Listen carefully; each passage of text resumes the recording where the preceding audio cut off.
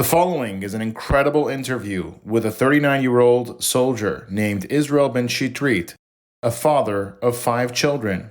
He works in high-tech, specifically in a company called Desert Tech. Despite his professional career, he serves as a reservist in the Israeli military. Recently, he was involved in combat missions in Gaza, where he demonstrated remarkable bravery and leadership under fire. His commitment to his duty and his country is evident, as he left his family and job to serve during a critical time. He was injured in the line of duty, but survived a potentially fatal attack, which he attributes to a miraculous intervention. Even while recovering in the hospital, his thoughts remain with his comrades still in the field, underscoring his dedication and resilience. The following is his story. So at the start, the 7th October, I served it at the north. But in February, we had another mission, and we went to Gaza. We combined with the Special Forces, Ugadat 98, and then we had several missions. At the start, we've been in the Qatari neighborhood, and we've been with the squad, Egoz squad. And after, which is also Special Forces. Yeah, exactly. They're doing a great job over there, special. And after that, we had another mission in the refugee neighborhood in Khan Yunis, and over there I got injured. How? So we had a mission. 2 days before, there was a Hamas shot an RPG to house. They shot 2 RPG to house, and the RPG got through the house and got killed 2 soldiers and wounded 16. And then we had a mission to go to the place where the missile got shot and be there. And I did a brief to the soldiers. And when you say be there, means fight them, like yeah, get rid of them? Exactly. Okay. And then I did a brief to the mission, to the soldier. To the soldier. Yeah, I did a brief to the soldier. Mm-hmm. I go out from the house, and there was 2 vehicles. There was 2 vehicles of Achzariyot. I'm commander of Achzariyot, like tanks, but heavy vehicles. And there was 2 vehicles. I go out from the house. I go to the left. I go to the Achzarit, it was nearby. Mm-hmm. And when I go to my Achzarit, immediately I saw the RPG, the head of the rocket in front of me and all the flame of the fire. And immediately I said, oh my God, this is the end. Like you see it, it's fired to it. Yeah, in front of me immediately. At the start I thought this is maybe a mistake, maybe a tank shot over there and something happened. But immediately I saw and I heard the AK bullets that shot to me. It was all over my head and my legs. And I understood that in a battle, in a big battle, I don't know why, I don't know how, but I get alive. I felt that I got injured in my right side. Mm-hmm. But I really afraid that the terrorists will shot again another missile. So I start crawling immediately between the 2 vehicles, right, to find a hide over there.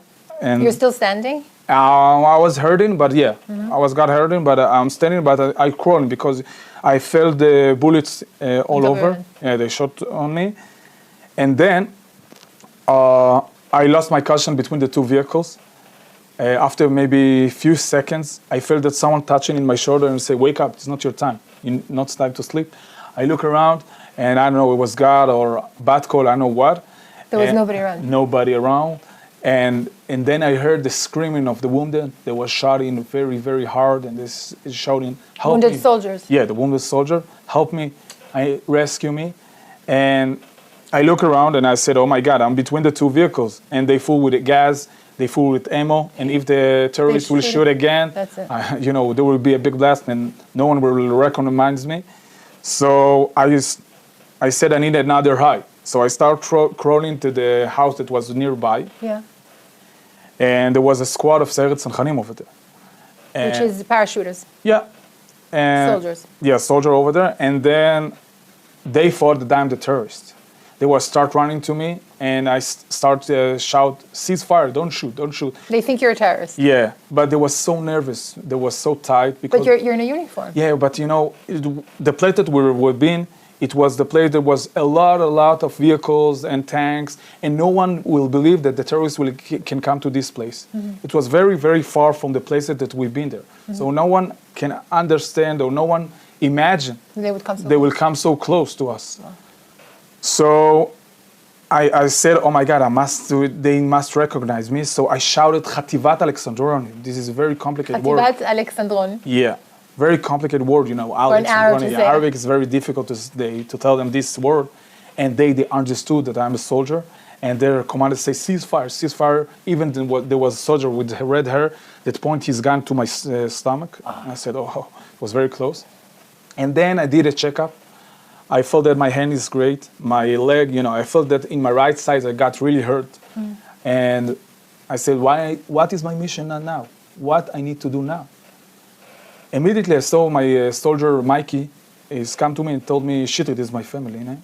Told me, Shitrit, you are so wounded. You go to the doctor. And I said, Mikey, it's not the time now. And he said, no, you're hurtly bad. And you're in a bad situation.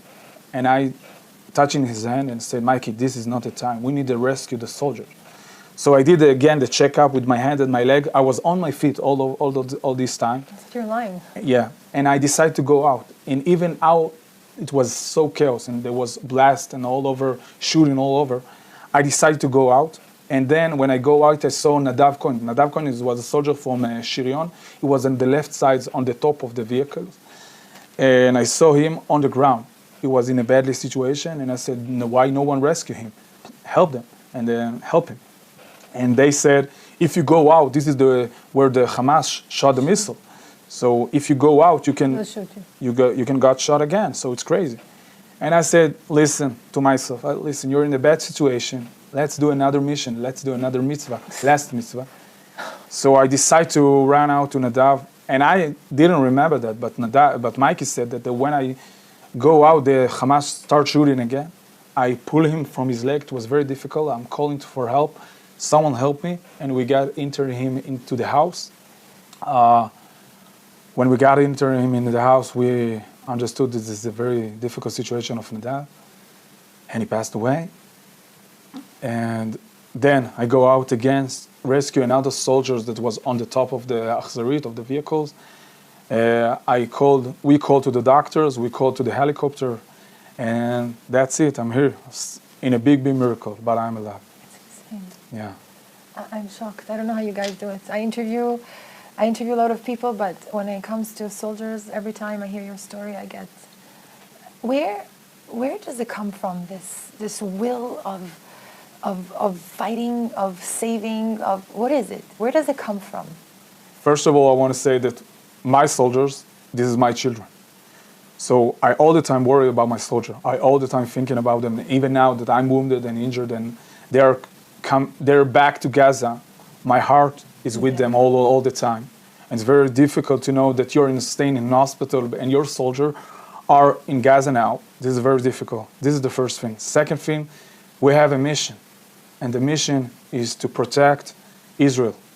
And this is our mission. This is what in our mind all the 7 and the 8 months. This is what we're thinking. We're all the time thinking what happening if we wasn't be there. What happened in 7 October cannot be again. And this is what our mission. So this is what we need to do, even if we need to sacrifice our life, even we need to sacrifice our body, and even we need to sacrifice our soul. This is what we need to do. And we believe that this is what we need to do. We were looking at this picture before together, and for me, it's like a different world. And you said something very interesting. This is Gaza, inside Gaza. What did you say? Wow, no one can explain that. You know, this is amazing to be in Gaza. You know, it's difficult to say. I never heard this. Yeah, it's difficult to say, but no one can understand. But it's amazing to be in Gaza because when you're in Gaza, you know there is no left, there is no right, there is no, all the complication, all the fight that we have in Israel. There is united spirit all over. And when you're in Gaza, it's amazing to be there because you know that we are doing our mission. And in the network or the social media, they show you how much the soldier and the Israeli are so weak. Yeah. And they are so they're so weak. But when you are in Gaza, you are feeling the special force of Israel. You're feeling the special force that you're all days with heroes. You're all the time with heroes, with children that their age is between 19 to 25, with serving military miluim that are sacrifice everything to people they don't know, that people they are never met, but they here because of the mission. So this feeling to be in Gaza, it's the amazing feeling that no one can explain that.